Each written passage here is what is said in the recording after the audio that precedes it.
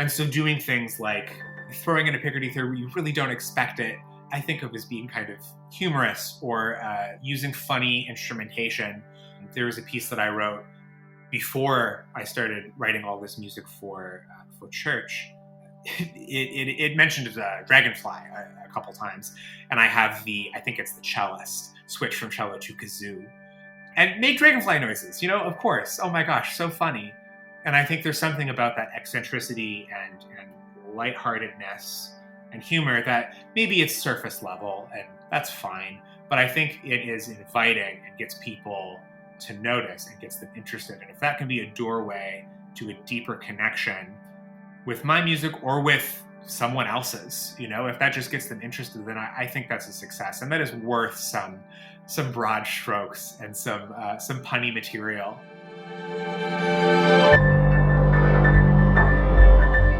This is Music Maker with Tyler Kline, a podcast from Loose Leaf Transmissions.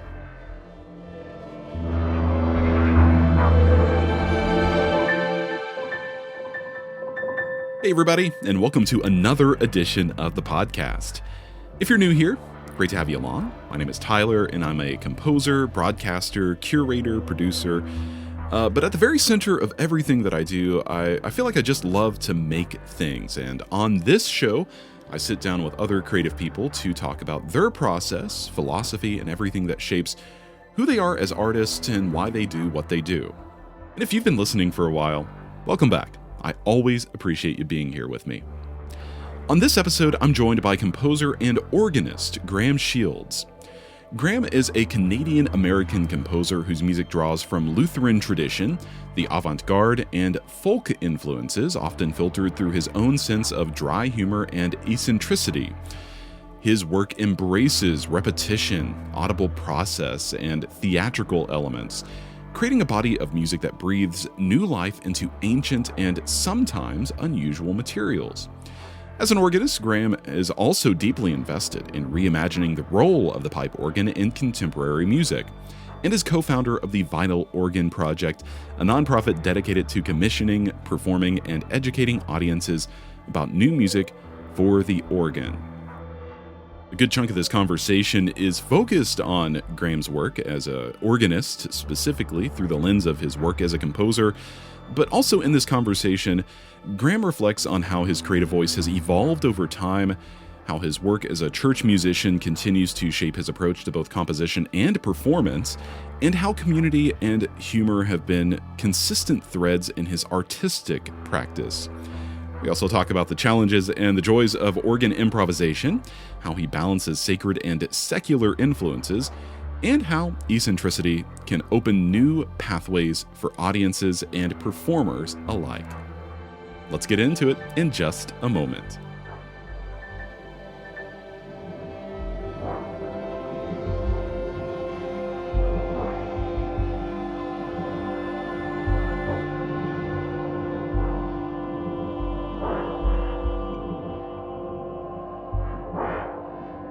This show grows because of people like you, not some algorithm.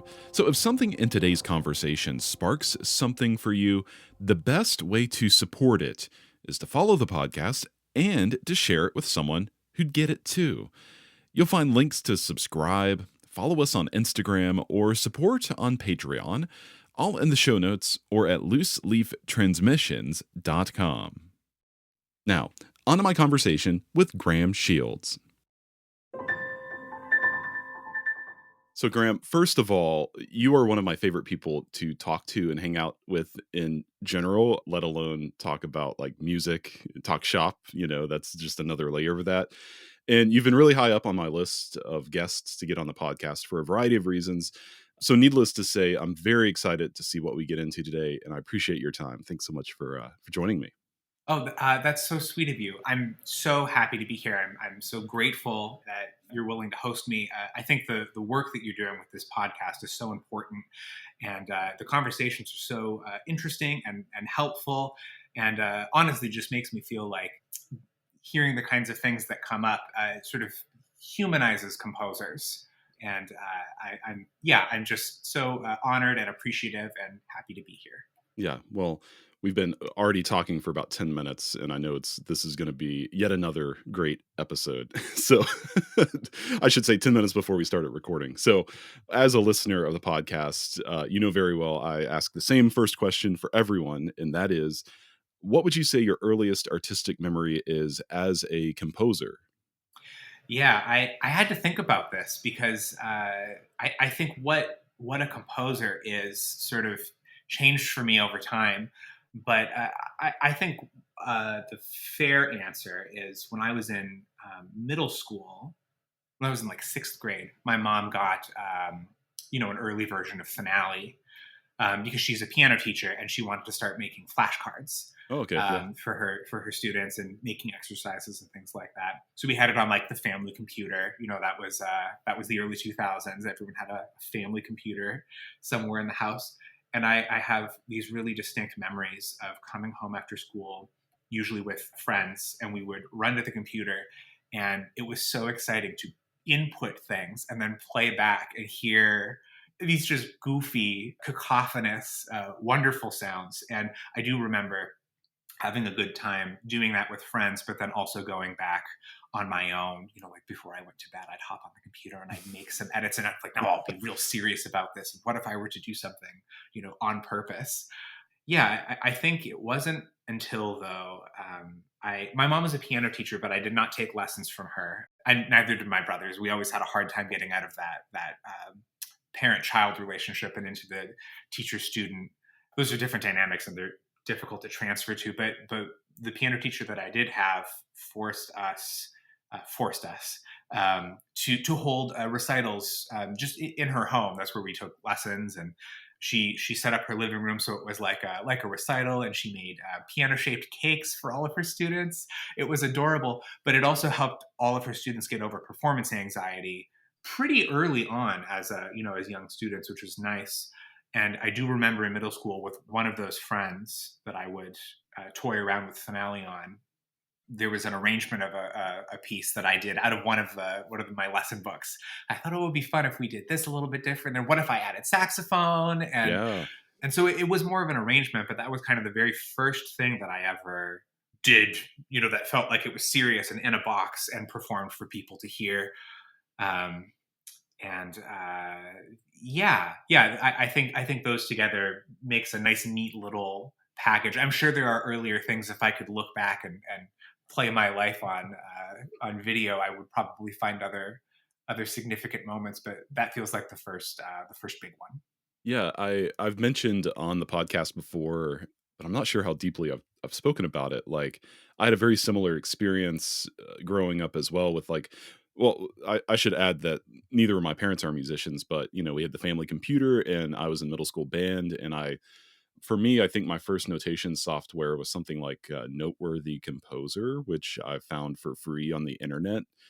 And obviously humans have been putting notes on a page for like millennia, but it's we're of the same generation. It's hard to imagine like how would I even become, like, how would I start being a composer if it hadn't been for this software and for the computer? Like, would I have even stuck with it? Would I have become so I think it's interesting because it's such a similar kind of first moment as mine. But two, it like, I haven't really thought too hard about like, I think like everyone our age must have mostly gotten started that way. I wonder. I mean, certainly it's more accessible, right? It's the equivalent of having an incredibly professional and talented orchestra at your fingertips, right? And not just an orchestra, but someone who can bring in a melodica or a nose whistle or really anything that you could imagine, and being able to goof around and experiment Mm. and get that immediate feedback. I mean, obviously, MIDI is not everything because it can also do things that acoustic instruments cannot. But I think also, that's the beginnings of the benefits that we have with foraying into electronic music and tampering with acoustic sound. And yeah, I do wonder how many people our age have a similar story. I'll keep finding out, and we'll make a study out of it from this podcast. So, but what you're describing with like taking this exercise out of your book and kind of like, oh, I want to like tinker with it a little bit. I also remember doing that with like I would find midis of like the band pieces that we were playing in middle school band, and I would import the MIDI into the software and it'd be like a full score, and I'd be like, oh, what if I like put this with that instrument and that kind of thing. So I guess like that is composing in a way, but it's also kind of like arranging maybe, or I mean, when would you say is like when is the moment that you like felt like, okay, I just wrote an original composition, and maybe even it gets played by someone or by you? Yeah, that is a good question. I would say high school when I was. Well, gosh, I guess I would have been 12. Our family moved from Minnesota to New Brunswick. My dad works for a paper mill, and they needed someone to sort of help manage this plant in Canada. And my family's Canadian, right? And so it was kind of an easy choice for the mill to ask my dad if he would, move his family to New Brunswick for a year and a half. And yeah, while we were there, I made a lot of friends, and I also, being the new person in town, it was, I don't know, I just felt a lot of encouragement to compose, and I did a similar thing where people would come home with me after school, and we'd play around at the computer. But I don't know how exactly this switch happened, but I do remember spending time making things myself on Finale and inviting people over after school and playing it for them, sort of like a Mm, digital concert. right. And then they could go, they'd ask questions and we could go back and look at the score, and they'd say, why did you make this choice? Or I like this sound, and could you tell me why? And, eventually when we moved back to Minnesota, I did start doing this with a group of friends, except we moved from gathering around the computer to gathering around the piano, and we would write songs to share with each other. I don't think I had any real public performances until a junior composers institute, like a summer camp that I went to Yeah. a few times, where I know this will leach into your next question, but where I would start to meet other composers my own age, but also, I met Carol Burnett that way. I met Dominic Argento and Stephen Paulus that, as a high schooler.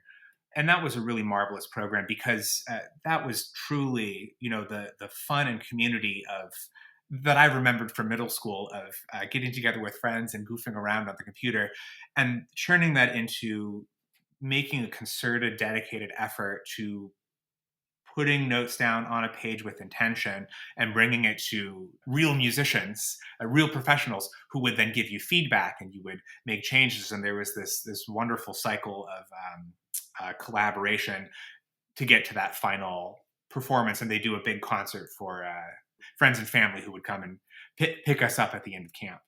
That was a great experience, and gave me a lot of confidence in even considering that as an option after high school. Yeah, for sure. I want to back up just a little bit. Just trying to contextualize all of this, like who your friends were, like what other kind of musical activities you were doing at this time. You're a pianist at this point. Yes. We're going to get into talking about organ a lot in just a little bit, but were you in like school band programs or school music programs of any kind, choir maybe, or orchestra? I mean, who were the people like that you were with in these moments? You're right. That's an important context. I was in band. I played saxophone. In fact, I really wanted to do percussion, and I think I would have become a different person if I had become a percussionist in middle school. But my parents said, "No, you already play piano. You need to broaden.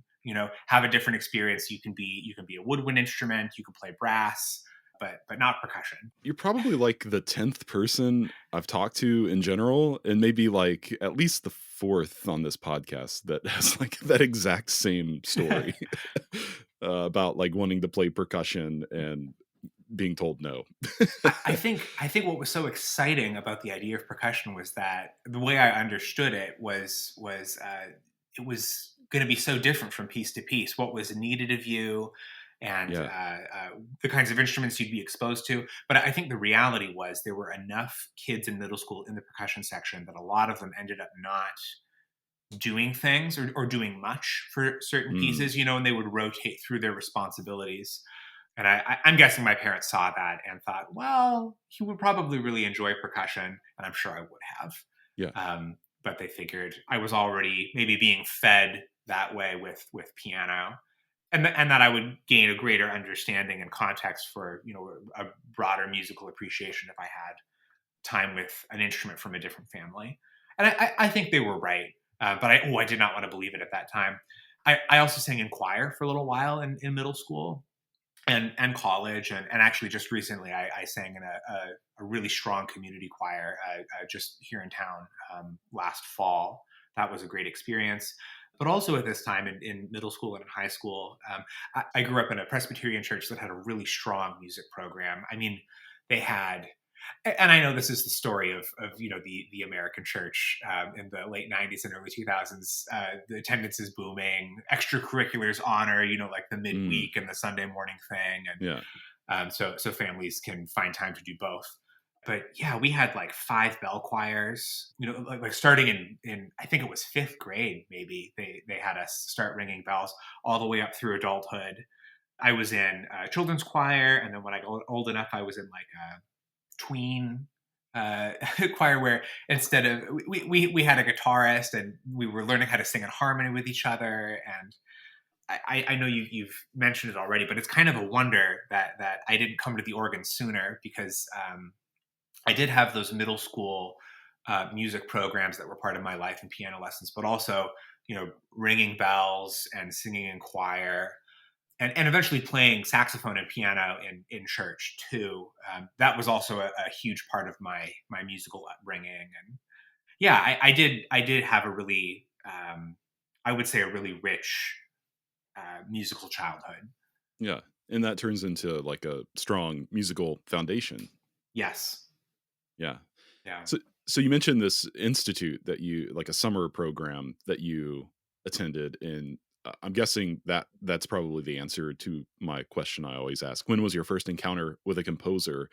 But was there anything of note in that first encounter, or maybe thinking about it a different way, uh, was there a subsequent encounter that felt maybe more pivotal for you, or was that moment that for you? I think what Junior Composers Institute did for me was made me feel like I was part of a community that I didn't realize was as big as it was, and that was a really comforting feeling. I don't think I really, gosh, I've never really tried to articulate this before. I don't think meeting any of the composers at the Institute, I don't think there was ever a click there. Like, oh, this is someone who's doing this for a living and is I guess what I would have called at the time a capital C composer. Like a more traditional, romanticized idea of what a composer is and what a composer does, or at least that's how I perceived them at that time. I think probably the really pivotal moment for me was when I was looking at schools, when I was looking at colleges. I looked at a lot, but for undergrad, the composer at University of Minnesota Duluth, Justin Rubin, I just felt some very comfortable connection with him right away. He was asking me about the piano pieces that I was preparing for my audition when I was there to audition, and I guess one of them was the from Bach's Well-Tempered Clavier, the B flat minor Yeah. prelude and fugue, and he said, "Oh yeah, that's one of the only like extended Picardy thirds that Bach, like, it goes on for like 2 measures. You don't see that ever in Bach's music." And what an interesting choice. And I just felt so seen, because I felt the same way, and I also felt how knowledgeable this person was for me to be able to tell him what I was doing, and he could say, "Oh yeah, that happens in this measure, and that's interesting for these reasons." I think that was a big turning point for me, that made me feel, oh, I would like to be like this. I sort of felt late in high school that maybe composing is what I want to go to school for. I was thinking architecture originally, but it was that encounter with Justin Rubin that really made me feel this is a person I would like to emulate. I would like to be this for someone else. I don't know if that answers your question. I think so. Yeah, I love it too, and just the idea of like, I think all of us begin with simply like putting notes on a page, like, oh, I love to do this thing. It's fun. I love to make music, and then discovering like, there's actually like an incredible universe underneath all this, and it's like, is there even a lifetime that you can uncover it all? Probably not. It's like, so I don't know. I think you're right. There is something about like being a composer that's like, for lack of a better word, like, we can get like really nerdy about things like that extended Picardy third thing. Like, if that's not what you're interested in, well, there's other things too that are similar to that like each composer probably gravitates towards and thinks a lot about. There's a lot of doors. Yes, Yeah. exactly. So you're going to school for composition. You said, no, I don't want to do architecture. I'm going to do this more unemployable thing. No, I'm kidding.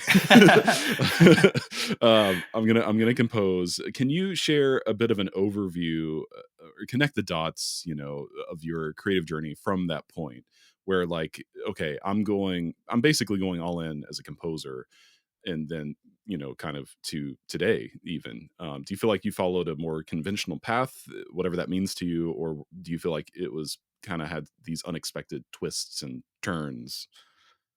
I do wonder if anyone on this podcast has said, I felt like I took the conventional path. Well, the Um, the more I ask this question, I'm also like, what is that? Like, sure. I don't even, to me, like, I feel like it was drilled into me, like, the academia path is the path to go. But I recently spoke with a composer who's based out of Mexico City, Charlie Daniels, who will be on the podcast. And, that's when I started thinking like, oh, like what might seem conventional to me might be like totally not normal for someone based in some other part of the world. So, Yeah. for what it's worth. Oh, absolutely.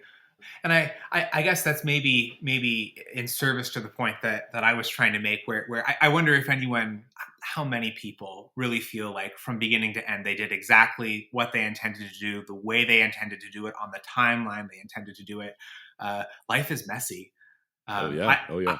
I certainly am not doing what I thought I was going to be doing. I think when I was starting undergrad, I did have this idea of, oh, I'm going to be working at a college or university, and I'm going to be teaching classes, and I'm going to be teaching music theory, and also I will sit at my capital D desk with my capital P parchment, and I will finish my commissions promptly and send them off to the ensembles. And surely that's a reality for some people, but yeah, that's clearly not what I ended up doing. It was while I was an undergrad that Justin Rubin said, I guess I think it was my sophomore year. He'd gotten to know me a little bit and gotten to know some of my work, and he said, I really think you'd like the organ, and would you like to have lessons with me? And I said, no, thank you. Truly, I thought that Yeah. sounded like a terrible idea. I didn't want to spend my time with it. I thought it sounded kind of kind of hoity-toity and a little antique and kind of a waste of time. And he said, great, I'll see you in the organ studio on Monday. And he sort of made me try it. And I'm so glad that he did. I was just dragging my feet on the way to that first lesson. And I think sitting down at the bench with him and starting to understand what was possible at the organ, and honestly just uncovering some of the mystery behind it. I mean, it's kind of an intimidating looking instrument. Usually they have at least two manuals, plus there's a pedal board. What do all these stops do? Oh, there's buttons too. What does this pedal do? How does this switch affect things? It's a complicated instrument, but having all of that uncovered for me, it became much simpler very quickly. And that just sort of stuck with me for a long time. I finished undergrad and I got my first part-time organist job at a Lutheran church.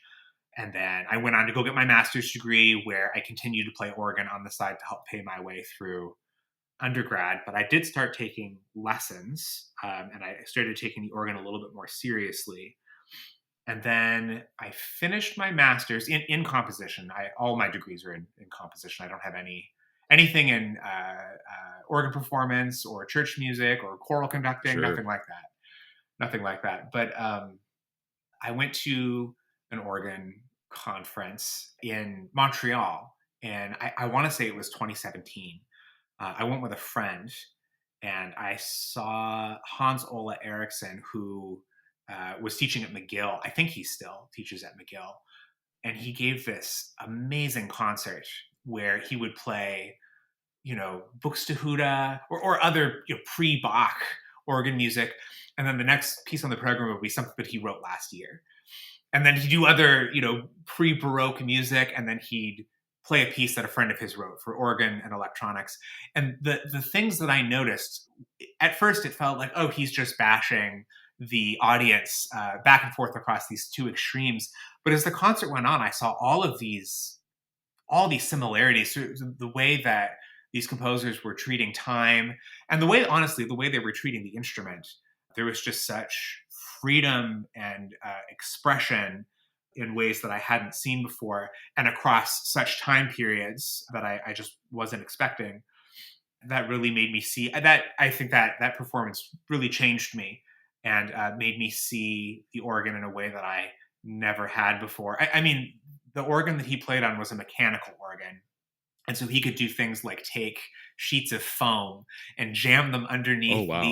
Yeah. you jam them underneath the manuals, so he could press individual notes and slowly let air into individual pipes. So he'd get all this beautiful, microtonal material, all these breathy air sounds that was controlled. I mean, to a degree, every organ is different, and you have to sort of let certain things go for chance. But I just hadn't heard the organ treated that way before, and it made me appreciate also the work of early organ composers. Yeah, I feel like I'm maybe talking in circles a little bit, but yes, I just it made me think about the organ in a new way.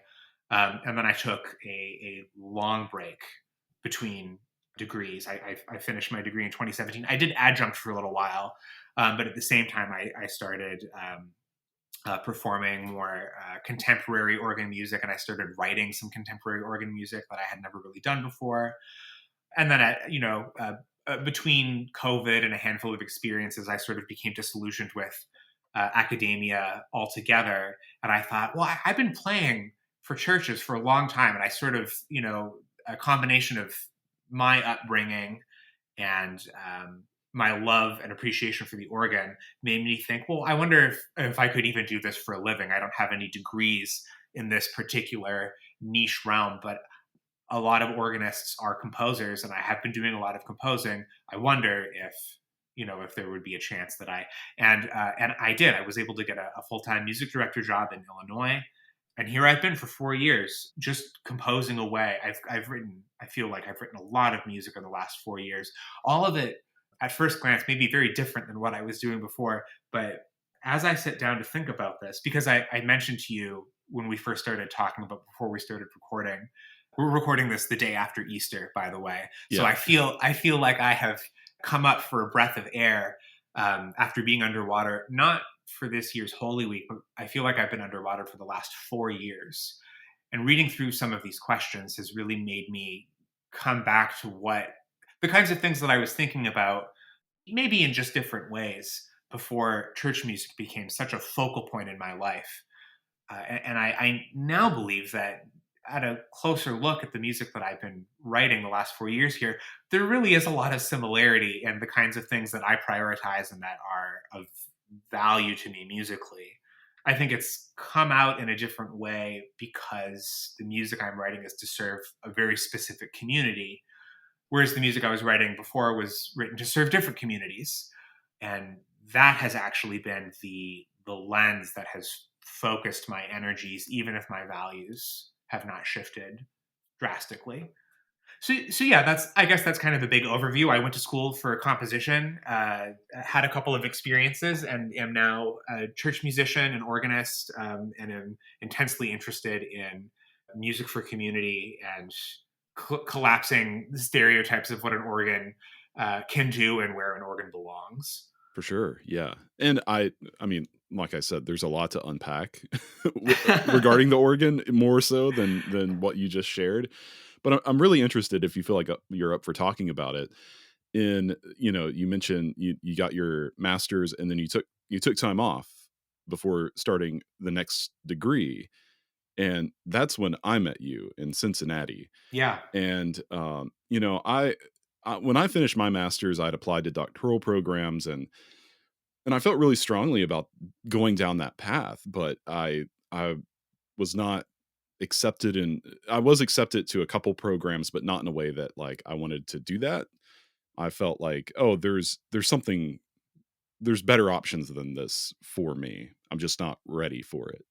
And so it's always felt like, okay, I can go back and do that anytime. But then, like, knowing you and then other people in my life who I won't name because it's not exactly my story to tell, folks who take that time off and then go back to school. And then it's just like, it seems like a very unpleasant experience because there's so much about the real world as a musician, as a composer, even that's different from, academic life. It's like academia seems very insular to me now, and I'm not sure if I would ever go back and get a doctorate. Just based on like talking to, and when I say like, I know one person probably comes to mind when I say like other people in my life, but like I'm talking like friends I went to school with for my master's who, we all took like time off basically, like 5+ years before some of them went back to get doctorates. And like most of them were like, I'm not having a very good time. So I don't know if you want to speak to that, your experience with that. I don't know if it's, maybe you have to be a little political about it. I don't know. No, I'm happy to speak about that, and I actually think the thing that I want to focus on doesn't really require me to be political about it at all. I did feel like, for example, I took a little bit of time off between each degree, right? When I started my master's, to the credit of the two teachers that were the most influential on me there were Lisa Coons and Christopher Biggs. They were phenomenal in nurturing me and sort of opening up my field of vision a little bit. But when I started, I did feel sort of like I had missed a big chunk of an experience in my undergrad. The kinds of things that the community at Western were talking about when it came to new music were things that I was interested in but just didn't know about yet. And to top it all off, my partner was finishing up a job contract in Minnesota, so I was living alone and felt a little in over my head and perpetually catching up. By the time I finished my master's, I did feel like I had a much stronger grasp on some of those concepts, or even all of those concepts. Certainly a stronger grasp than I did when I started. Yeah. But now I was sort of left with a new question of, what kind of a composer am I? I felt like I was a composer that was focused on, I don't know, very in the box, romantic, impressionist kind of music when I finished my undergrad. And then I was trying very hard when I finished my master's to really push the envelope, and that lined up nicely with what I had just discovered with Hans Ola Eriksson's performance and the organ. But to a degree, it didn't really feel. It didn't really feel like me. Some of the music that I was writing, I felt like I was kind of going through the motions. And the time that I took between degrees there, I think when I started my final degree, the emotions in me sort of came to a head, and I realized, you know what? No, the direction that I think I would continue in if I were to stay in academia is a direction that I don't want to go with my music. But I also don't want to return to what I had been doing in undergrad. I think I felt, by the time I finished my master's, I felt like the kind of music that I had been writing in my late teens and early 20s was fun and meaningful, but it didn't really contribute many new things. And there's nothing wrong with that either, right? But I wanted to contribute some new ideas. And I feel like with the kind of music I'm doing now, I do feel like I have found a line to walk.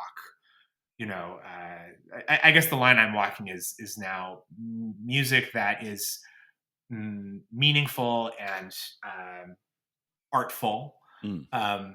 And new, but also music that can be sung and memorized by I was going to say lay people. That I've been in the church for a little while. I'll say sidewalk people. I'll say non-musicians, Yeah. and trying to find the balance there, I think, has just set a different bar for me and given me a new context with what does newness mean, and what does it mean to do something, to bring something fresh to the table. Yeah, I think my time between degrees really sort of forced me to look at that relationship, and kind of forced a decision in, well, what kind of composer am I going to be, and where do I need to spend my energy and time? Not just writing music that I want to write and that feels valuable and rewarding to do, but something that also I have I would even say feel a duty to contribute to the body of. And I don't know that I would have ever felt that push and pull if I had just gone from degree to degree to degree. I think being in the real world and being outside of a sheltered existence, which is, I mean, to your point, I think what some academic programs can be. I would have glossed over that entire, what to me was a very big internal conflict. Yeah, and it's nice to be on the other side, and I'm sure we have seasons of life and seasons of things that we're interested in, and I'm sure that will change for me again. But for now, I feel very firm in the kind of music I'm writing and how I've gotten here. Anyway, to tie it all back to a breath of fresh air, I have been underwater for 4 years, and maybe the air that I'm breathing in as I talk to other folks and connect with more academics, maybe my priorities will shift. But yeah, I feel very firm in my path now. Yeah, I mean, I feel what you're saying so deeply with how things have gone for me, and for those who know me, like people who are close to me know that I am like pretty anti-academia, which we don't have to get into that. I'll get into that some other time publicly. But um for me, I don't know if it's like it's what institutions represent or what have you. I think like there's a lot of that sort of world that gives me pause. It doesn't feel quite like the environment that I'm meant to be in. But hearing you talk about like the way that time away from school kind of shifted the way you thought about not just your work but music in general. I mean, I only have one composition degree, and that's my master's degree. I didn't study composition in undergrad. I just kind of figured things out for myself, and frankly got pretty lucky in where I ended up for grad school. I mean, it set so much of my life in motion. That's where I met my now wife. That's where I got my job in, like, my longtime job in radio. It's my teacher Balgender. He like opened up the universe for me, and I can definitely say that I agree with you. Had I gone straight into a doctorate from that in music composition, I think I would be making very different music now and very different decisions, musically and otherwise, now in my life that I don't think would be as good, objectively or subjectively or whatever. So I mean, I think there's like this core to my own essence where it's like I have to figure things out on my own and operate on my own outside of the confines or the rule set of some sort of institution. And it's made me feel good about my decision to keep on going, because I've been able to have the time and space to like really think about what is the purpose of my music, what can I contribute, what can I do with this, while also acknowledging like the underwater feeling that you have. I mean, I've felt that quite a lot as well. So Yeah, I like I mentioned, maybe I won't always be. I don't know that I am anti-academic. I do think it's helpful. yeah, I mean, to your point, your connections at your master's degree opened up the world for you, and I do think that's important for. I feel like I brought up the idea of community so many times on this podcast already, but it is. It helps with connections. And I do think there is sort of value in being able to step back from a sheltered place from time to time and evaluate what is going on in the music world. Things are changing so quickly. um, it's nice to you know take stock in the community that you're around and see what other people are interested in and who is influencing who. And then, like I had mentioned, widening your own view so that you can take in more influences. But yeah, I think the larger context of making sure that you realize that's happening in the real world is an important distinction. And I should also clarify, I love being in academic environments. Yeah. like like it's a really I don't know if love hate might be too strong of a word, but it's kind of that sort of relationship that I have with academia. And it is what it is. I've come to terms with it. So if you really want to stay connected to what I'm building here, the best way isn't social media, actually. It's the newsletter.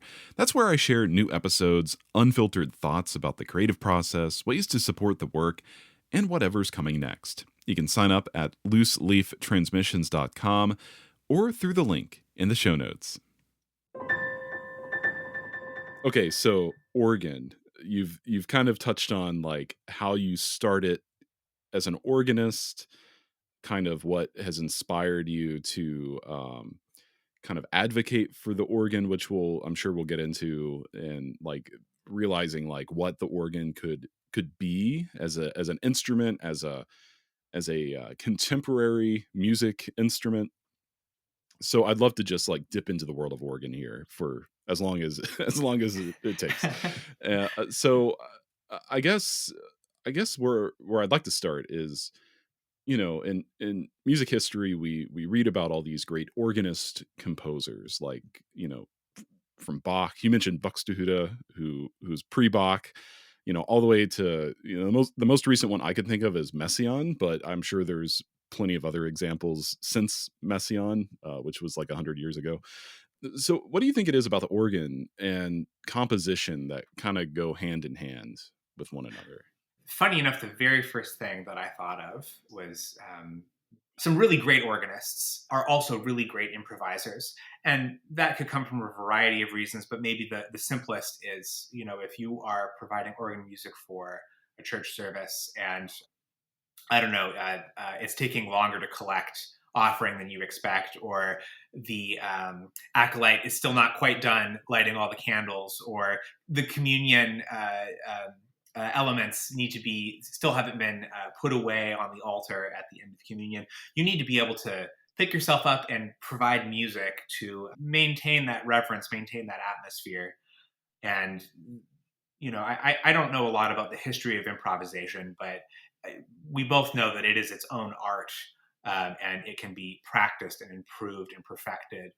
And essentially, composing at will, Yeah. and that is such an important skill for organists to be able to have. That I think it's only natural that if they're going to be improvising fairly often, that they just start to write some of those improvisations down. But also, I mean, the idea of having, just like we talked about, you and I growing up with software that could give us feedback immediately. I mean, the organ is the original synthesizer. Every organ is different, but let's say you have a medium-sized, well-varied organ. If you want an oboe sound, you pull the oboe stop. If you want to hear what strings sound like, you pull the string stops. You can have all these different fun combinations. You essentially have an orchestra at your hands that you are directly controlling. And if that isn't a perfect analogy for a composer who wants to be influenced by noises and organize them to create music, I don't know. I don't know what is. I think that's got to be one of the best analogies I can think of. Yeah, I'm not surprised that so many organists have also been such prolific composers. I prior to what you just said, I knew that Organist improvised, but I didn't think about it in this conversation until until you brought it up. So I mean, like, this is a very different kind of improvisation than like when we say improv, in the Mhm. jazz world, that's like its own thing. Of course, there's like free improv, which is maybe jazz adjacent, but more experimental and that kind of thing. I mean, are you improvising off of, like the hymns, or is it like you're improvising from an original source material that you have composed? I mean, what does like, can you kind of walk us through like, okay, it's Sunday service and you need to fill time. What are you doing? Anything and everything. If truly, if Whatever it takes. whatever it takes. If we've just finished a communion hymn and oh my gosh, half the people still haven't received communion, I need another 4 minutes of music. I will start my improv by just taking the hymn tune that I've been playing for the congregation and improvise on that, and that will surely change into something else, either another hymn or maybe something that I'm just composing on the spot. Usually it makes sense, at least for me, and I think a lot of other organists would agree with me. It makes sense to try and maintain the general feeling, so you keep the reverence, or whatever the appropriate emotional response would be. So that might mean, a similar harmonic language or volume or timbre, but it doesn't mean that that there isn't room for a bigger variety in a church service. I mean, this is lazy of me, but I know my colleagues do it too. We'll improvise preludes or postludes. Mhm. So depending on what time of year it is. If it's Lent, maybe your prelude isn't super upbeat and happy, right? It's kind of somber and slow, and that's a little reductive, but I don't think it's untrue. But also zooming out into Notre Dame just had their organ back up to snuff, and they made a big deal of, as they should, of having it being used in worship. And there were a lot of comments about the French organists at that cathedral about their improvisation maybe being too radical, and Yeah. and more like what you were mentioning, free improvisation. But that is deeply ingrained in the French organ tradition. That kind of improvisation is just part of their history, and is absolutely, in my opinion, a good showcasing of the instrument, which was kind of the point of of those events. So yeah, I mean, improvising can be brand new, composed, original material being created in the moment, or it can be based on, like in jazz music too, based on a head, Mhm. based on a hymn tune, based on something more familiar, and everything in between. There are certainly services in the church year that where more cacophonous and freer improvisations do make sense liturgically and theologically. And yeah, so when I say everything and everything, anything and everything, I do mean that. Yeah. What is the like what is the most memorable moment of you having to create an improvisation? Whether that's like, oh, I have to do a lot of this, or even like you surprised yourself in some ways. I'm just like thinking of all the different scenarios that would that you would find yourself in. Yeah. Yeah, I well, just yesterday for Easter, I to challenge myself a little bit, I did on purpose pick distribution music that wouldn't last the whole length of communion. I expected to need to improvise a little bit, and that meant we did two services on Easter morning. So that meant the distribution music was a little different for each service. Mm, And the second service, I don't really know why this happened, but I just sort of accidentally played the melody of "Shall We Gather at the River." I had just finished the last movement of Mendelssohn's Sonata Number 6, which it's called finale. You'd expect it to be this big, but it's so calm. It's like a prayer. It's this very beautiful, slow gem. So I finished that, and I'm just sort of playing chords and inserting little melodies here and there without really thinking too hard about it. And somehow that nugget of "Shall we gather at the river" came, sort of made itself known, I guess. I played it on accident. And I could have chosen to not lean into that and just continue to do what I was doing. But I did lean into it. And I don't know that anyone in the assembly would have known this. I'm not even sure if people in the choir who were seated around me noticed this happening. But something came over me, and I started, I did the melody and the pedals.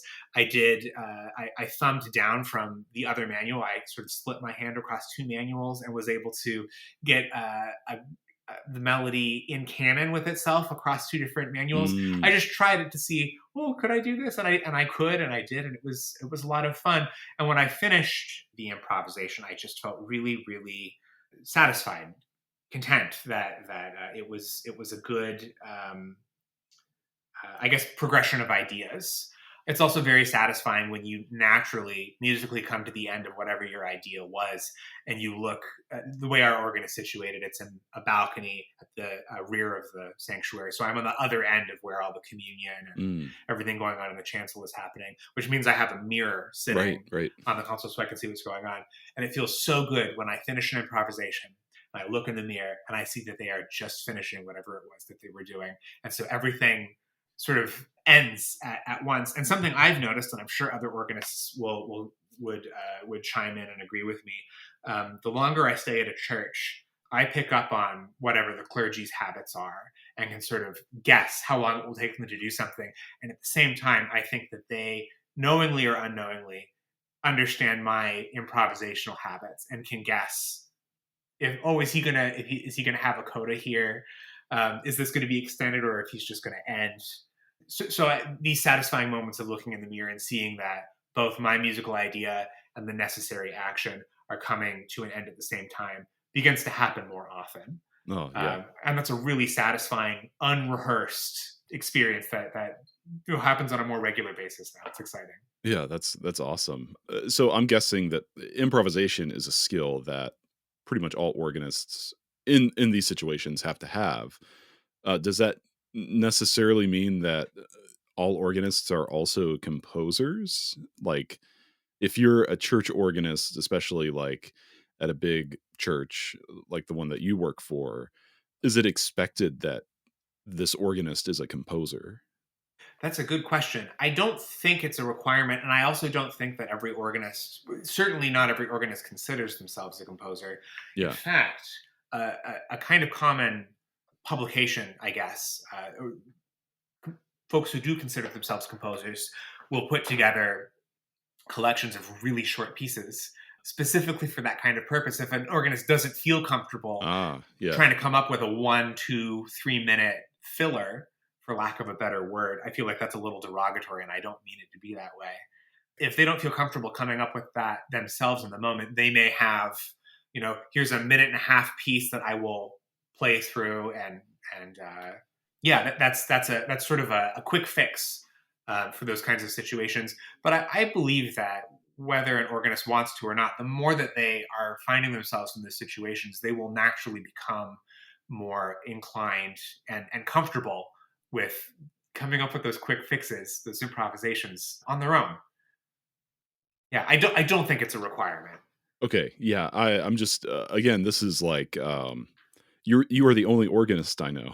So and that I talk to on a regular basis at least. So it's like I'm trying to understand your world a little better. And so you're improvising, which is, that's composing on the spot in these Yeah. services. How much music composition do you do in preparation for your work as an organist? Or maybe more broadly, how does music composition fit into your work as a church organist?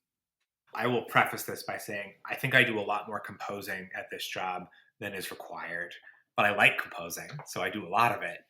I guess at the organ, something that I do now pretty regularly, I'm sort of always getting these hymn reharmonizations together.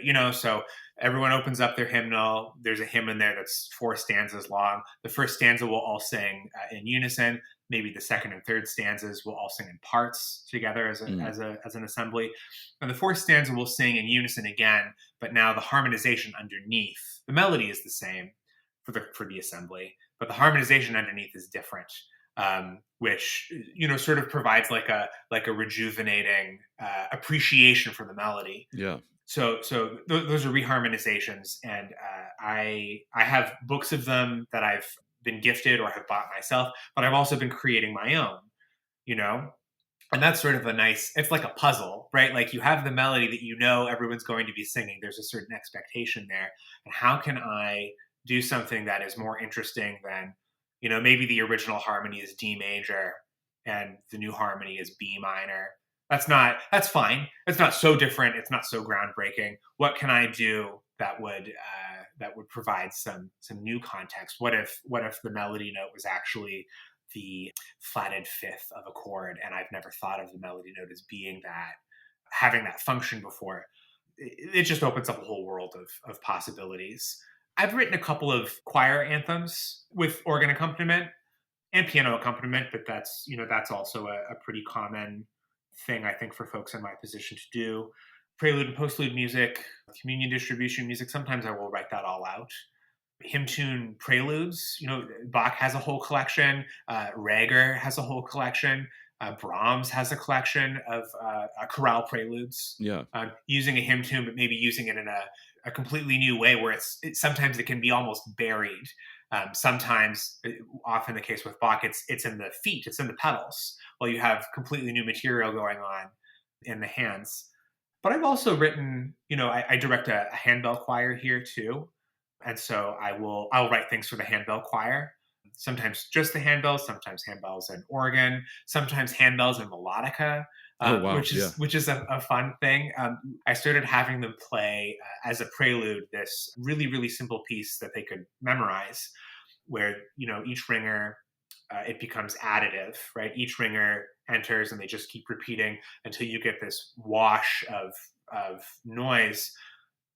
I don't mean derogatory, I don't mean that to be derogative, but you get this wash of sound, and then I will come, which is beautiful enough on its own, especially because I have the bells ring amongst the assembly, so people get to be nice and close to them, and it's almost as much a visual thing as it is an aural. But then I will have written all of these patterns to fit the harmonies of a hymn tune, which is, I'll reveal by like playing the melodica. And we can do all of this memorized with almost no preparation. And it ends up being, a 2.5 or 3 minute endeavor. It's a little goofy because since I'm playing the melodica, my hands and my mouth are busy. So to control things like dynamics, I will get down, I'll like squat on my knees and I'll get back up. And they know what that means and to respond to that. And it provides a trajectory, I guess, So I compose in a lot of different ways for this job. Congregational responses. My wife's grandma gifted me an accordion for Christmas, and I broke it out for Palm Sunday last week. Cool. That was a lot of fun. I'm still learning accordion. That's still way new to me. But yeah, it doesn't always have to be.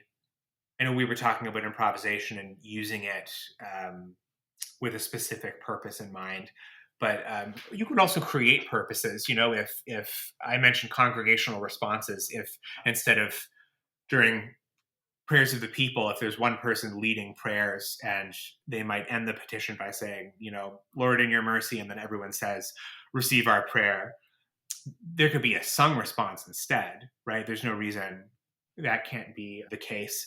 And so there are plenty of great ones out there, but it's also kind of fun to write them.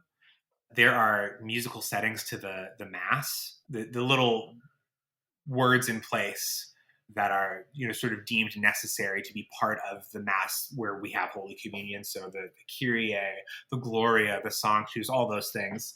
Many composers have written Mass settings. And when this church celebrated its 100th anniversary, I wrote one for them that we sang for a season together. And that's real meaningful to be able to sing something that important to church life and know that this is yours as a community. This belongs to you. This isn't, no one else is singing this. This is yours. I think there's something inherently meaningful about that. I think hearing you talk about all this, like, the thing that surprises me, I mean, I feel surprised by what you're describing because it almost makes it sound like a some sort of musical sandbox. Like you get to, which is like a composer's dream, right? Like Yeah. you get to like come up with like, how do I do these things? Like how can I express these like meaningful moments in a service in this case? The handbell thing, I can totally imagine like this kind of antiphonal surround sound with like what you're doing on the organ or melodica kind of like growing out of that atmosphere that you create. I mean, it just sounds like super cool, first of all. But I mean, earlier you had mentioned that, you feel after these 4 years, like you're coming up for air, like your music's changed in a lot of ways, like you've moved in more of a direction that you want to. I mean, is this all interconnected, would you say? Yeah, I do think it's interconnected. Gosh, I mentioned, and I know this is on your list of questions, that humor and eccentricity is sort of, I think, a through line, and so is thinking about the community that I'm writing for. Even when I think back to the music that I was writing in undergrad, I was not writing because I was commissioned to write the music. I was writing because I was writing for friends, and maybe they would be able to pay me something. But I was, and that's business wise, that is not a responsible thing to do. But it sure was fun.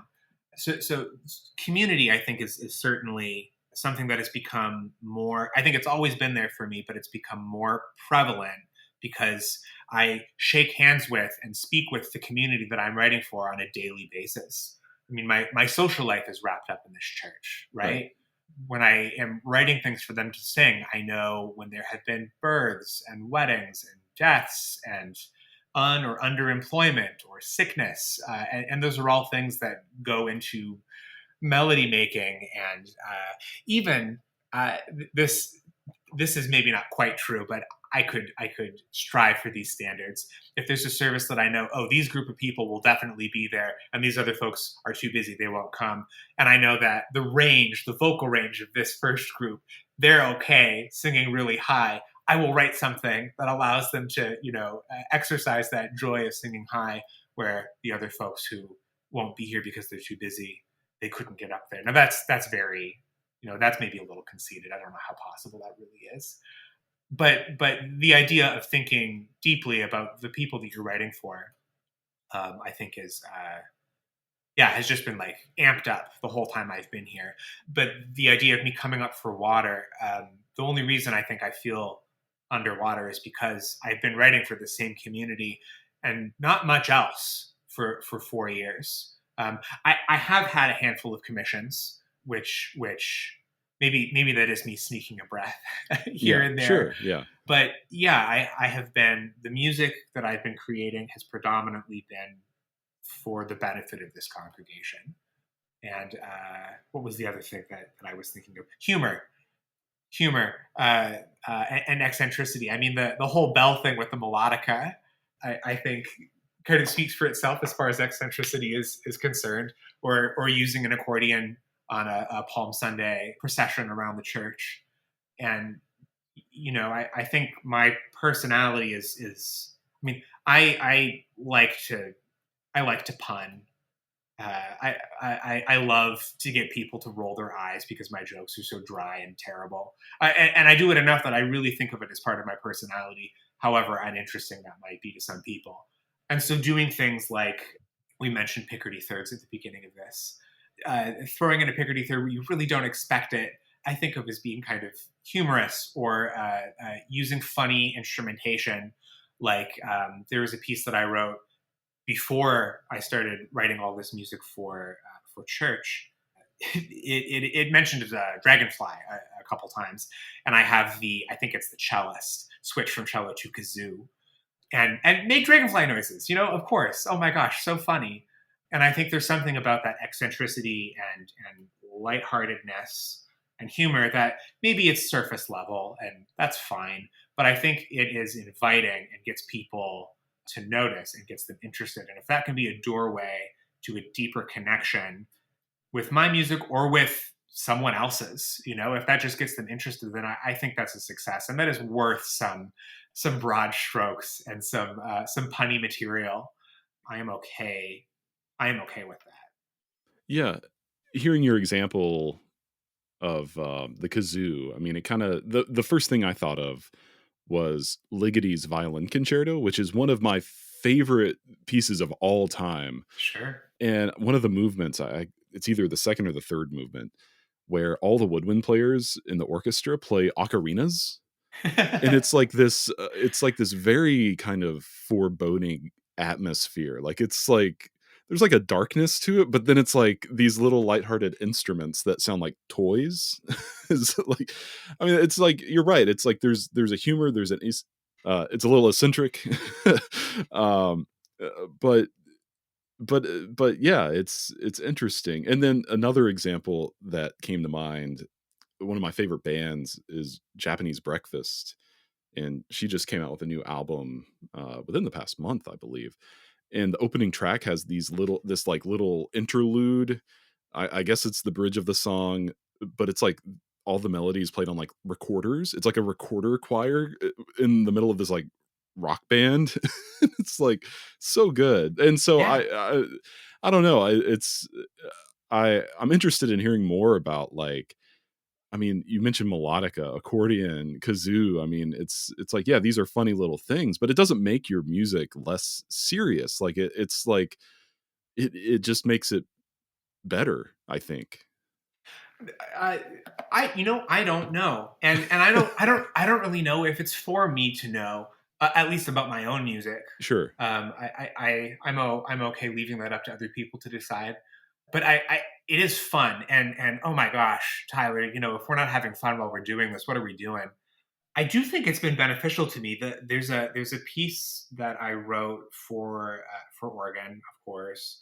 The only reason I wrote this is because I had played another piece that was very specific and called for a piece of wood cut to 18 inches and wrapped in felt. David N. Johnson has this piece, which, for anyone who knows that name, he writes some really beautiful, some really useful in the box music for organ. And so to what to see this piece for board and organ by David N. Johnson was such a funny coincidence. And it's a great little hymn tune setting. But I went to Lowe's or Home Depot, whatever it was. I got the wood, I wrapped it in felt, and I played the piece. And I thought, well, that was fun. But now I'm kind of, what do I do with this piece of wood? And so I wrote a piece that made use of it, because and I don't know. I think that one is kind of funny too. The piece that David N. Johnson wrote is "Come Thou Long Expected Jesus" to the Jefferson tune, if that means anything to anyone who's listening to this. But the piece that I wrote is the first movement in my amalgam suite called Tambour. It's called Tambour because it's a drum. I put the board on the organ manuals and I drum on different parts of it. And the way that it sort of bounces, it's different than just drumming on the keyboard directly, because the way that it bounces around sort of creates this fun texture that you don't get otherwise. And it doesn't seem to matter much if the keyboard is mechanical or electropneumatic, or even if it's a purely digital organ. Like, it I just still works. get, it just works. I still get that fun rocking back and forth with the wood. I have a friend who liked this idea so much when I was living in Michigan that they did the same thing with, they made their own boards. And they wrote their own piece that used these boards, and I tried my little tambour thing, and it worked on those boards too. So anyway, it's goofy, but I think it's fun. I don't know if this is an inflated thought, but I do wonder, when I applied for the job that I have now, I do wonder if I included a video of that performance. I do wonder if that helped set me apart a little bit, because I guarantee that no one else who applied had a video of them taking a piece of wood, putting it on an organ, and drumming all over it. At the very least, it maybe put me in a different category, which maybe worked to my advantage. I think eccentricity is valuable. Humor is valuable. For sure.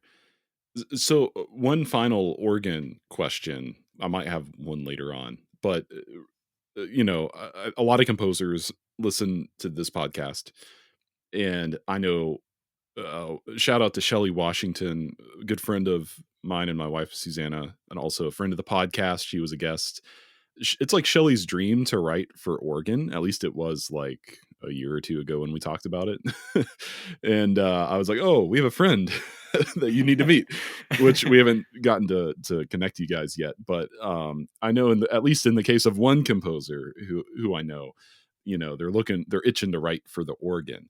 So for any composers who want to write for the organ, but B, don't want to become an organist and like work at churches, what would you say is the easiest entry point for composers who are interested in writing for this instrument?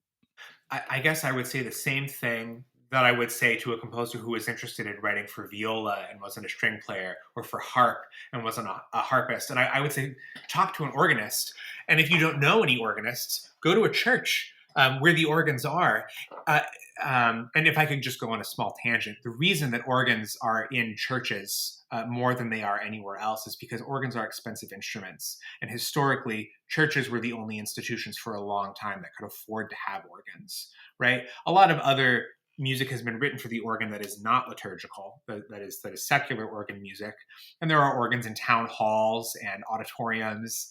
But that's why, organs are in churches everywhere. They're expensive instruments. But if you go into a church and you find an organist that way, I know the stereotype is that we are a hoity-toity, unapproachable bunch.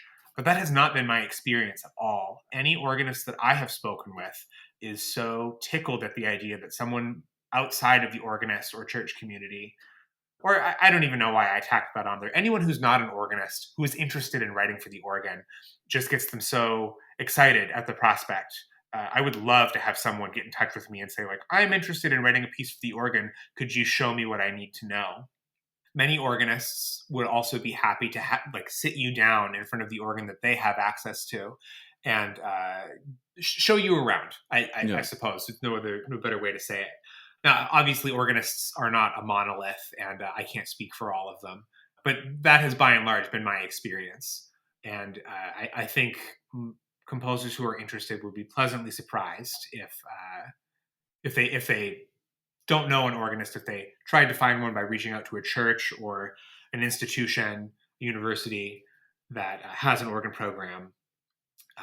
I think if you can get yourself in touch with an organist, you could probably get yourself in touch, literally, with an organ, and have that guiding hand and that guiding advice by a learned organist. I will also say that Vital Organ Project, which is a thing that I've been working on, has a resources page on their website that also might be a little helpful for some folks. It sort of gives you a bunch of links to articles and databases and a glossary of terms, names for different ranks of pipes. There's a lot of information out there, and it can be a little overwhelming. But don't be afraid to reach out to an organist. The worst thing that they can say to you is, "No, I don't have time." Yeah, sure. They're not gonna point and laugh. We understand how intimidating our instrument looks. Yeah. It's certainly understandable and very exciting if someone is interested in writing for organ. Yeah.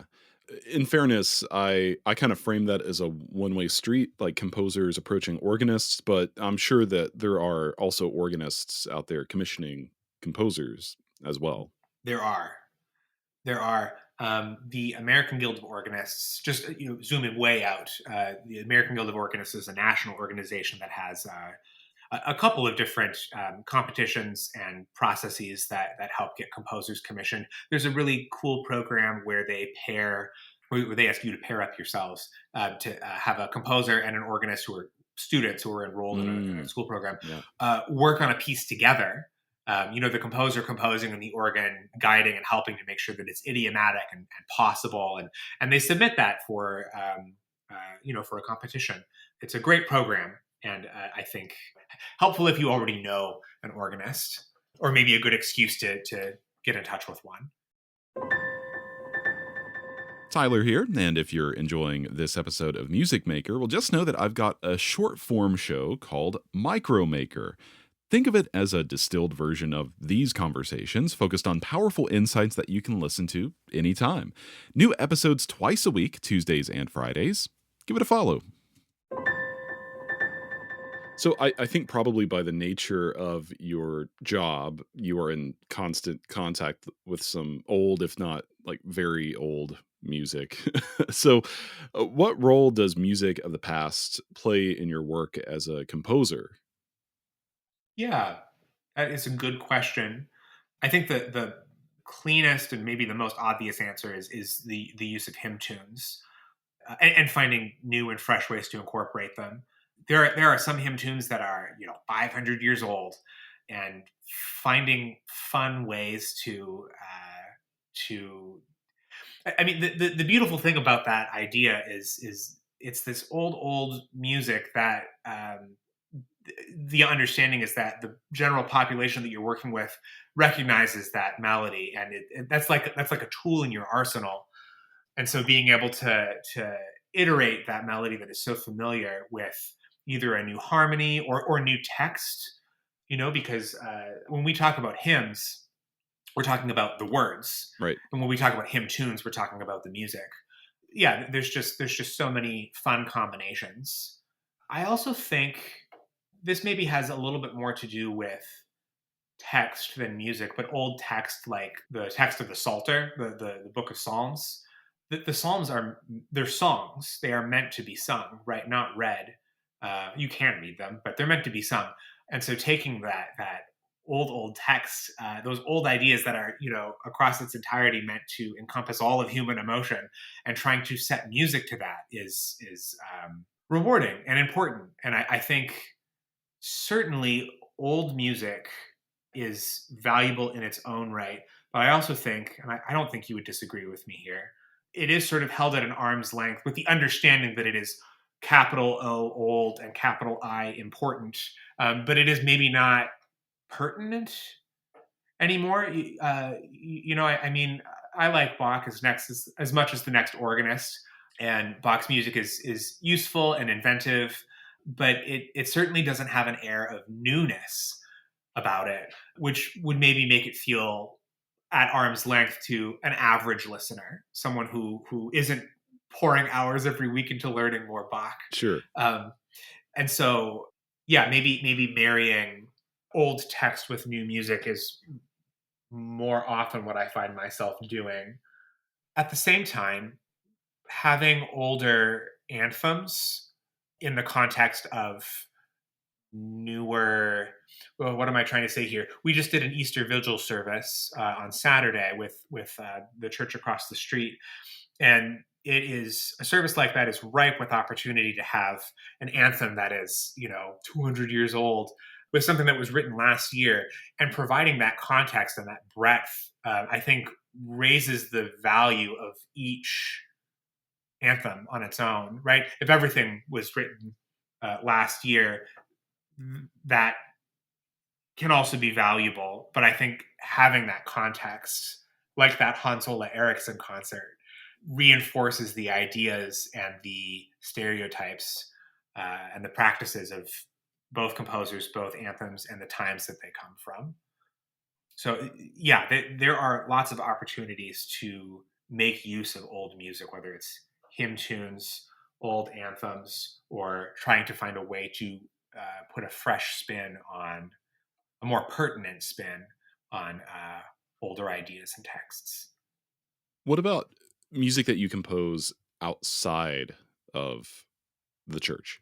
Do you feel like older music plays a role? I mean, I guess inevitably, I always feel like the old saying goes, "You are what you eat. You are what you listen to." And I'm sure that inevitably, being in this ocean of, music through your job, that the music that you compose outside of it is somewhat impacted by that. Absolutely. Yeah, certainly. I mean, the idea of like the outside and the inside affecting each other, and the idea of old music and how that affects what I write on the outside makes me think of I was just commissioned to write a piece for band and organ. It was a consortium, which was fun. I'd never done a consortium before, and I was told that I could sort of do whatever I wanted.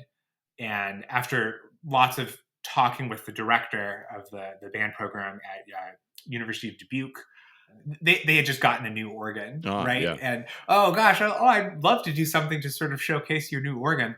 And we were a little worried that how many other band programs would be interested in being part of a consortium like this with such a specific, you have to have an organ that can stand up to a concert band, and do you have the space or the resources to make something like this happen? But to my surprise, everyone who was involved was like, "Oh, great! I was looking for an excuse to make this connection or to make use of this space." Or it was just a beautiful surprise. But what I ended up choosing to do was essentially a mass setting that used the rhythm of the text of a mass Mm. without there being any vocalists at Oh, all. wow. So Yeah. it was essentially literally a voiceless mass, right? And I put the text in the score so that the instrumentalists could see what words they were actually giving energy to. Yeah, but no one could hear it, right?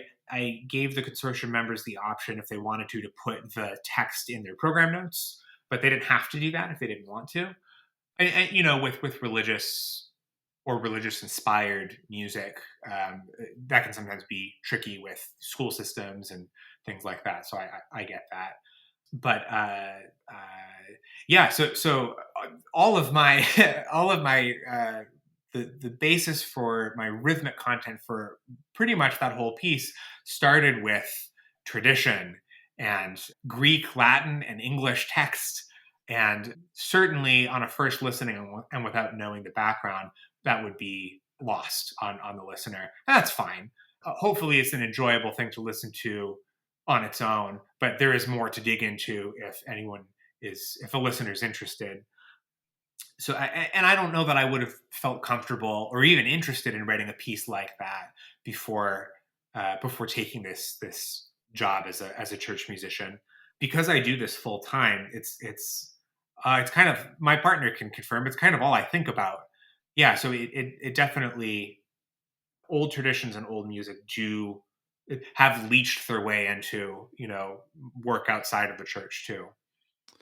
Yeah. I feel like I don't know.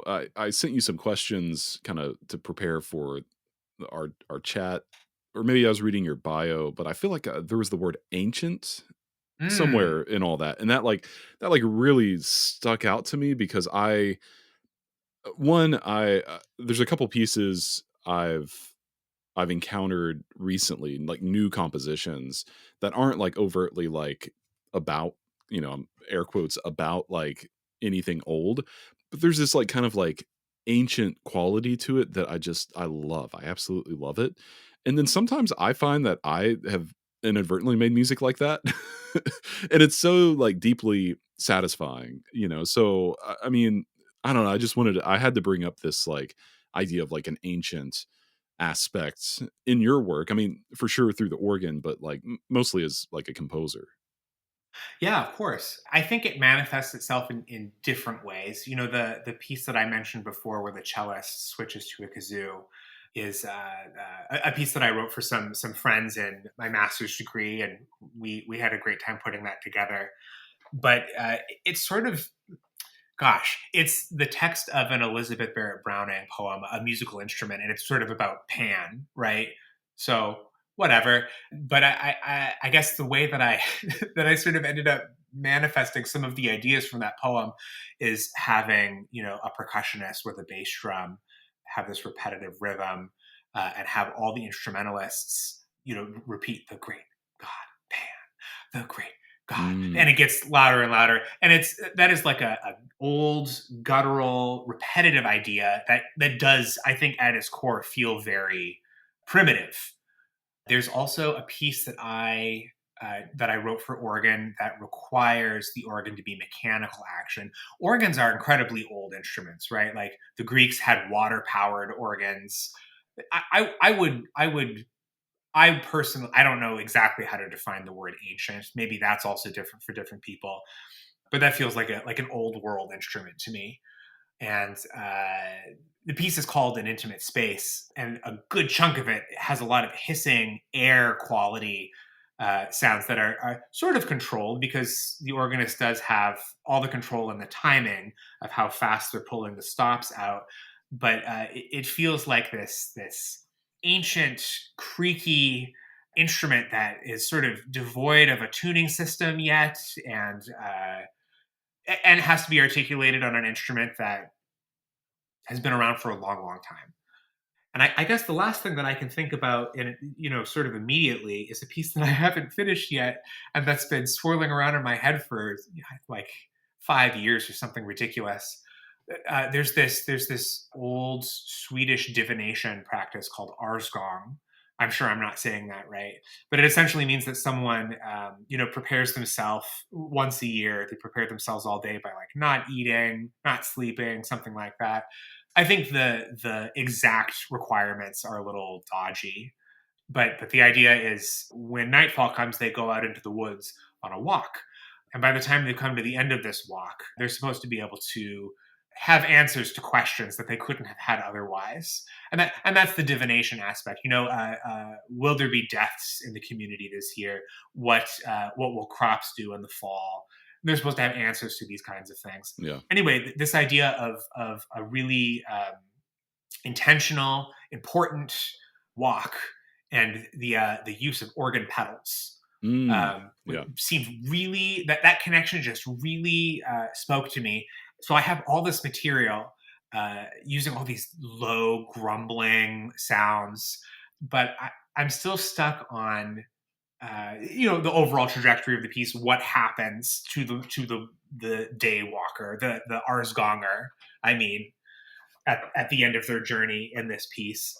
But also, I mean, because every organ is different and the connection of the feet are so important, it needs to be the case, I think, that the audience can see the organist's feet. Yeah.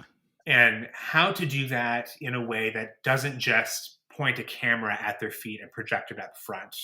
If there's a more meaningful, these are some maybe seem like silly questions, but all play a part in the reason why I haven't finished the piece yet. I keep working on it. I keep adding to it. At this point, it's an evening length piece, but it's not cohesive and it's not done. But that is I would say, an ancient element that,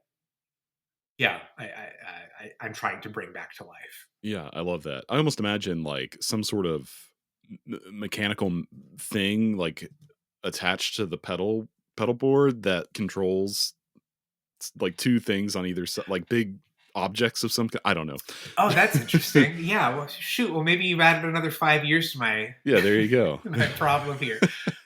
That's possible. I mean, organists are so used to using their feet, without being able to look at them. I have played a piece before that had a pretty demanding triggering of fixed media while I was doing things with the pedals. So I've got the pedal board to worry about, and then also a USB pedal to trigger electronic sound.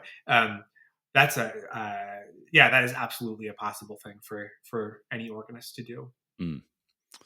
So I feel like usually I ask this question much earlier in the conversation, which is fine. And certainly you have probably already answered it in one way or another, but I will ask you more directly. What would you describe as the primary pillars of your creative practice? Whether that's philosophically, stylistically, kind of just open the whole thing up. Yeah. I'm so glad that you sent this question to me ahead of time. It was a really hard question to come up with an answer to, because we have seasons of interest and our priorities change. But I think you're right. I think I have sort of already answered this question. It's humor has been important to me in one way or another. I mean, even this Arsganger piece that I haven't finished yet, the idea of like an audience of people watching an organist's feet is, I think, inherently funny. Yeah. Humor has been important to me, regardless of what I've been writing and how I've been writing it. And I think attention to community and who a piece is meant for. And I think the pieces that have been that have been the most impactful for me are the ones that have strong elements of humor or are eccentric, and where the community, at least for me, who I imagine the community of listeners are, quote unquote, meant to be, although it can be for anybody. It's where the definition of that community has been the clearest, in my opinion, is the music that has been the most fun to write and has been the most impactful. I mean, you've talked a lot about like your church community, and certainly, I mean, that's not the only communities that composers can be a part of or write music for. But did you think about community before, like 4 years ago, when you started this job? I did and I didn't. I think I've always been thinking about community without really realizing it. I mean, when I think back to my early composition experiences, I don't know if I would have had as much fun on the computer at home if I didn't have friends with me. Sure. I don't think I would have written the pieces that I had such a great and exciting time writing in undergrad if my friends hadn't asked me to write for them. So yeah, being at this church and interacting with the folks that for whom I am writing has just put that to the front of my mind in a way that is kind of unavoidable. I think anyone in my position probably thinks about their community and who they're writing for. But it has also made me realize that it's something that I've been thinking about, even if it's been in the back of my mind the whole time. I think it's just sort of been revealed to me that it is such a important aspect of music making. Certainly, music can be composed in solitude, and maybe that means that community and the listener is imagined to be just one person, maybe just for the composer. I certainly have pieces like that. Yeah, but community is just has become progressively more. I've been progressively more aware of it over the last couple of years than I ever have before. Yeah, certainly. What is a piece of music, a song, a film, a book, a piece of art, any artistic artifact, as I like to say, that you've come upon in your life and encountered, and it like totally changed the game for you, like changed the way you thought about your work, and or even like changed the way that you thought about life? If I'm going to be Um, dramatic about it. oh yeah, that is dramatic. My answer to that question was the Hans Ola Eriksson concert that I went to in 2017, Yeah. because it did change my life. It did make me. Well, I've already talked about it. It did make me think differently about the organ and what was possible. But you've also brought up Ligeti, and I will say Ligeti's music and his humor, his 11 Musica Ricercata, for Yeah. example, Yep. so funny, or his nonsense madrigals. I also think he has a couple pieces for organ, but I think his best known one is Volumina, which starts. I mean, if you ask a child, I just showed off the organ here at church to two young children after the second Easter service, and the very first thing that they wanted to do was to pull all the stops and play as many notes as possible. Yeah. And that's exactly how Ligeti starts Volumina. It's full organ. Yeah. In fact, I've heard a story before where I think when it was being premiered, or maybe it was either the premiere or maybe it was the practice before the premiere, one of the motors on the organ caught fire. And they were like, nope, can't do it here. Can't, yeah. They had to change their plan really quickly. There's something so childlike, not childish, childlike about that kind of wonder and humor. And yeah, I think listening to Ligeti's music and understanding, to a small degree, some of his decision making has also been really impactful. I love Ligeti's music. Yeah. His Aventure pieces came to mind. Do you know those? I know the name. I can't. Yeah. Help me out. Yeah, it's like I think it's like a chamber ensemble with 3 singers. And it's like tightly constructed music, but it's kind of got that like nonsense element to it where it's like they're just like shouting gibberish. But Yeah. it's like it all just it's funny for that reason, but but it all just like makes total sense, and it's like high art. It's like clearly like Yeah. highly conceptual, Yes. much like, a lot of his music. So Right. yeah. So okay, so you touched very briefly on Vital Organ Project earlier, and I wanted to make sure that we had time to talk about this because I'd imagine it's kind of like my radio work. Like I feel there's a lot of like what you do with like your job playing organ in church and the work you do as a composer. I can totally like it feels analogous to what I do in radio, and also I'm a composer. Like it's like two kind of different things, but like comes together. And then I've had the opportunity to kind of serve my community through my radio show and this podcast and stuff, and I feel like Vital Organ Project is like the manifestation of that for you, like you serving your community both as a composer and an organist in this really kind of special way. So can you talk about like how you started Vital Organ Project, how it's been what it is, how it's been received by audiences, and also like how does it kind of click into your broader body of work? Absolutely. I started Vital Organ Project with a friend from undergrad, Tyler Pym, who sort of shares the same desire as me, wanting to see the organ get more use, and more composers embrace it as a possible as a possible instrument for new music, and also just a general education about the organ. So it really just started as the two of us. We called ourselves a duo, and we would give concerts, and it was helpful because we were both very busy in our own lives. We still are, but we would each sort of just have to prepare half a concert, and then together it would be an hour 15-minute long endeavor. But we would so programming was incredibly important, right? Because we could do Bach and even Messiaen, but I think it was more important to do George Crumb and the organ and electronics, but also Nico Muhly, if that name means anything to you. I think his music also very new, but also very approachable. Yeah, for So sure. so that the audiences don't think that all the new music that's being written for organ is difficult to listen to for a lot of folks. You know, there is of course, if the organ is capable of anything, it is a variety of things, right? It's its ability to encompass a variety of ideas, from teeny tiny noises with pipes the size of pencils to loud rumbling 16 or 32-foot tall pipes.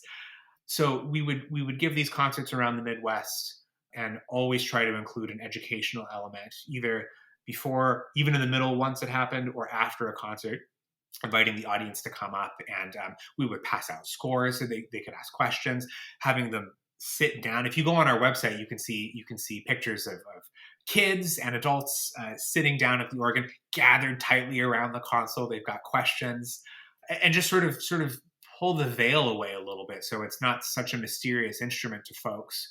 Audiences are We have a really interesting relationship with audiences. It is tough to get people to come out to an organ concert. Number one, it is hard, really hard to get people to come to a new music organ concert. So that's the first thing. But then once they're in the door, they love Yeah. our concerts. I have been this We have not been so fortunate that this is a regular occurrence, but we've given concerts before where we've had 90 to maybe upwards of 120 people. And when that's the case, I am swarmed at the console for like 20 minutes after the concert, because they've got questions, or they just want to share their experience, or they want to say thank you, or they want to pull a stop, or whatever. It's I think, yeah, it has become an outlet to showcase a world that I have become very familiar with, and that understandably a lot of folks are not familiar with, but I think they should be, just because organs are so much more prevalent than I think we realize. I mean, think about how many churches there are in your area. Most of those churches, not all of them, but most of them probably have an organ. Certainly, they're not as prevalent as they would have been 100 years ago, or 200 years ago, as churches are going through a new season themselves. But But I think what you're saying is so spot on though, because even I don't know when you lived in Cincinnati if you had the chance to go to the Union Station terminal, which Mm-hmm. is like the Cincinnati Museum Center is there, and it's like this beautiful, enormous Art Deco building, and there's an organ there And there's an organ there. because Yeah. of course, and I think I don't know if you're familiar with the concert series they do with the organ there, but I was like, oh, an organ in a train station. Well, that makes sense. That Well, actually makes sense. yeah. It's certainly a place where community gathers. I mean, organs are cheap. Well, not necessarily. Organs are expensive instruments, but you only have to pay one person to, get noise out of it to lead groups of people in song, right? Rather than getting a band or an orchestra, which is expensive in its own right because all of those musicians deserve to be paid a livable wage. It makes sense why organs became the leader of the assembly, and that assembly could be secular, like at a train station or at a concert hall or an auditorium, or at Macy's. I don't know Ballpark. if you've Yeah. I don't know if you've or a ballpark. Yes, I was going to share the bad news of how the large organ at Macy's in, I think that's in New Jersey, that Macy's is closing, and they're not totally sure what's going to happen to the organ yet. But then you interjected with the much happier note, ballparks, ballparks too. Yeah. It just tickles me when I see Fields hiring for organists. I think that sounds like a lot of fun, but I don't know enough about baseball. I wouldn't be a useful organist for that job. The hockey team in Tampa has a in-house organist. And I think Phenomenal. it's like an actual like pipe organ. It's really cool. Well, you think about organists needing to be able to think on their feet and be able to improvise. That is a job, Yeah. right? At least in a church service, you sort of expect the general order of events and how long each thing will take. But at a live sports event, gosh, you have to know what's going on. You have to have keen eyes and ears. That is a whole other skill set altogether. So we've kind of gone on this tangent about organ in public spaces, but part of Vital Organ Project is making people aware like these things are everywhere.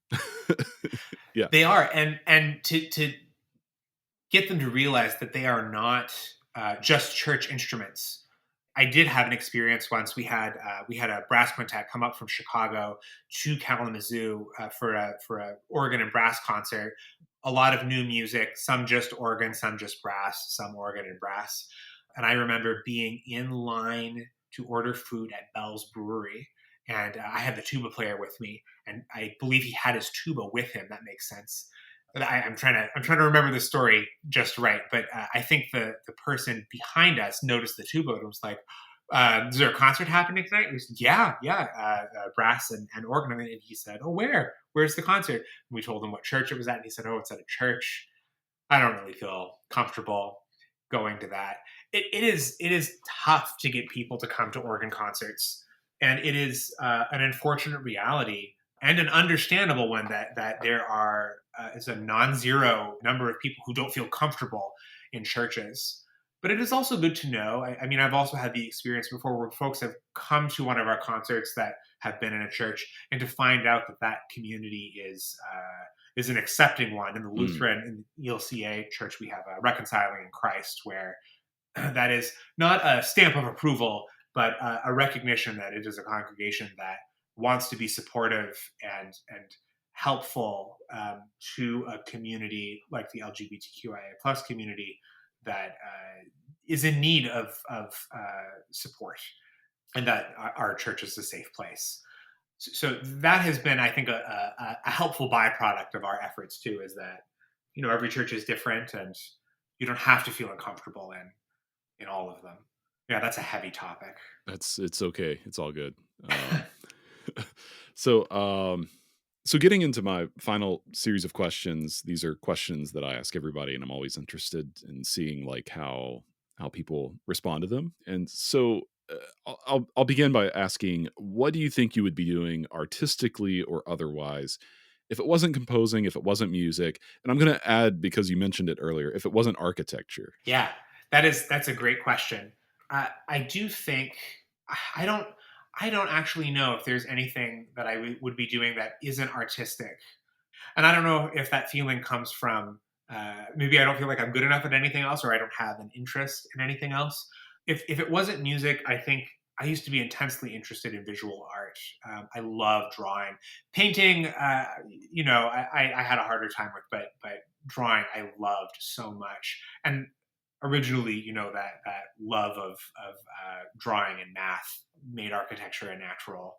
But I guess maybe to sort of wrap up the answer to that question, I wouldn't be doing what I'm doing now if I didn't feel like I absolutely had to.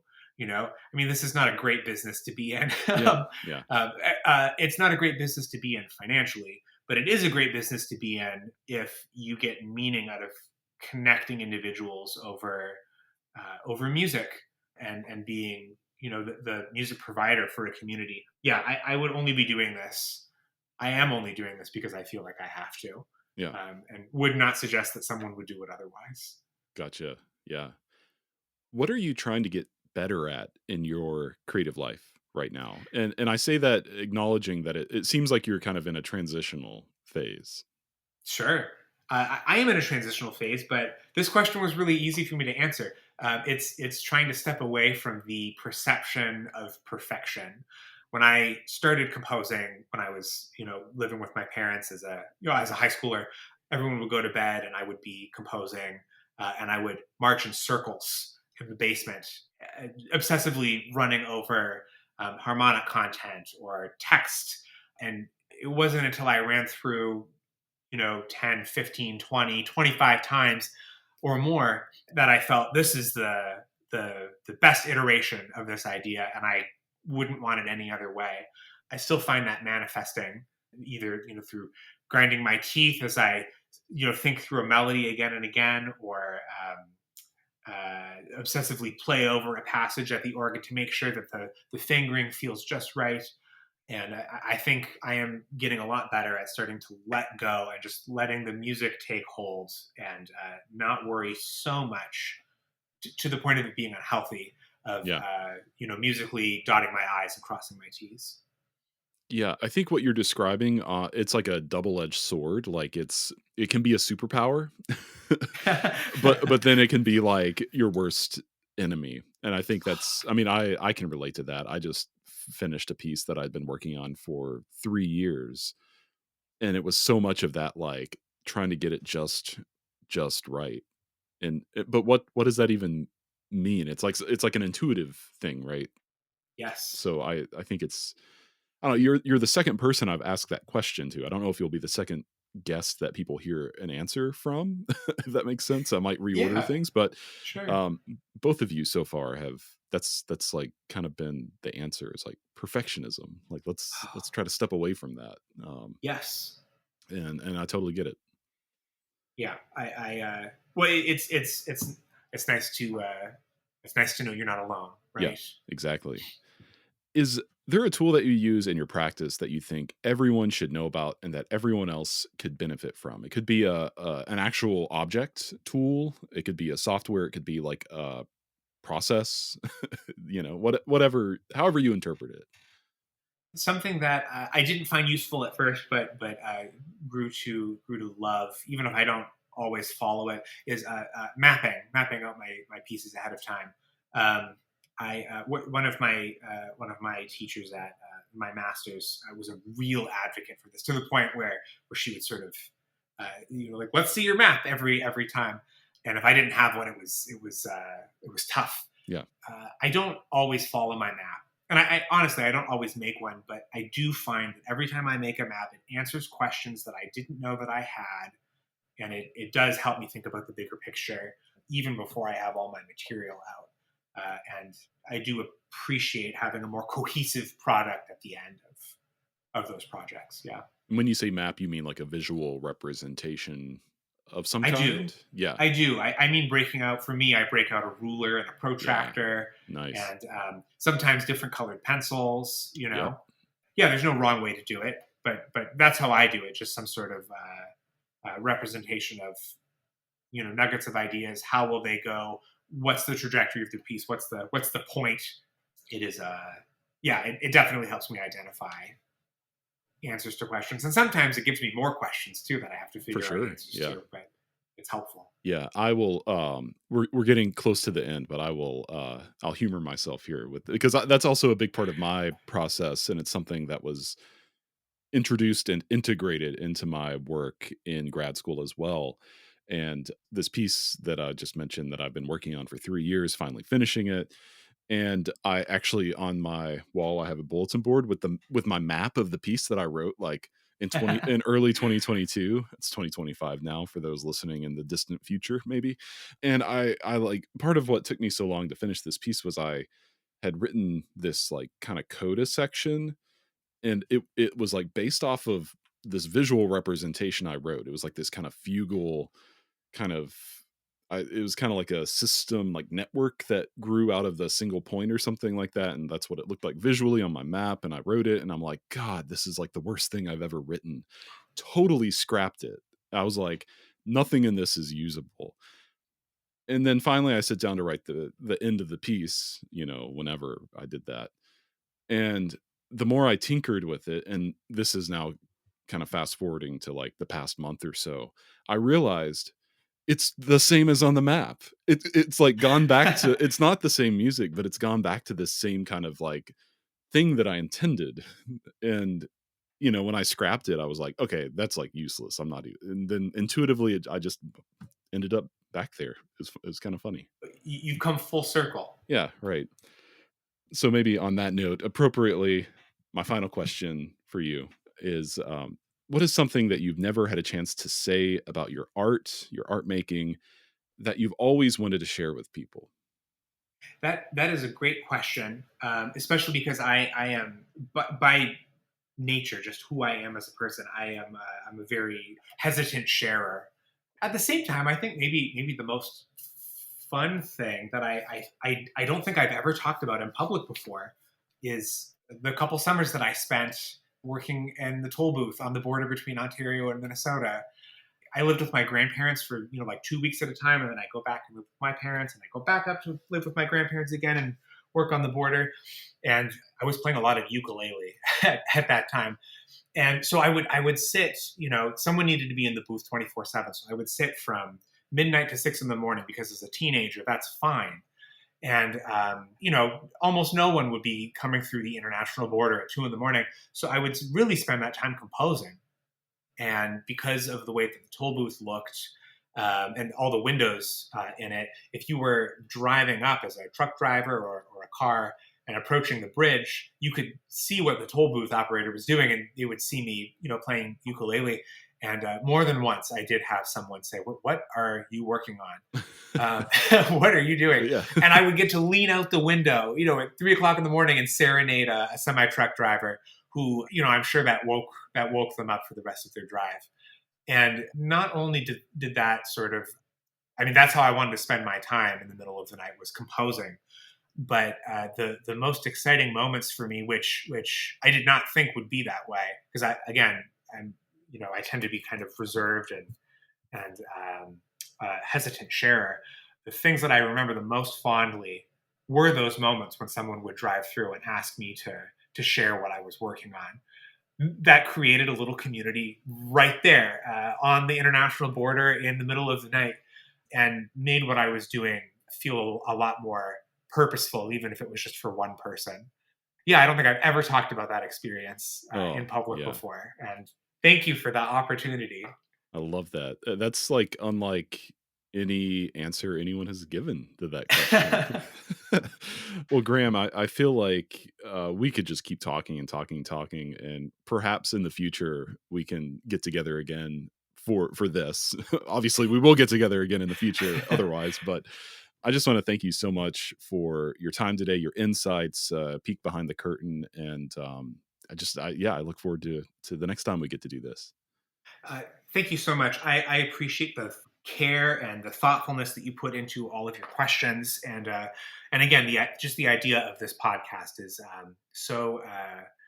I do feel like you're sort of providing a service to the community. So thank you very much for having me, and thank you for creating this podcast.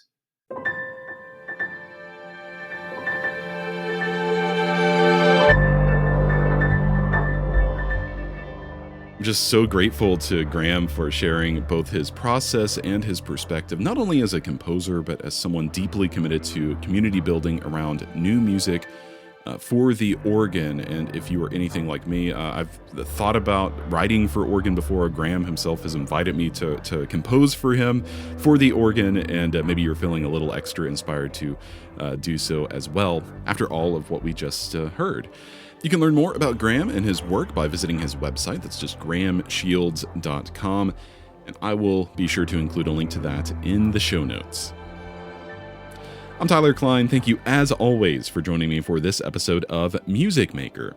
The show is produced by Loose Leaf Transmissions, made for all ears, and you can explore more episodes and find ways to support the work, as well as other offerings, at looseleaftransmissions.com. Thanks again for listening, and I'll see you back here next time for the next edition of Music Maker.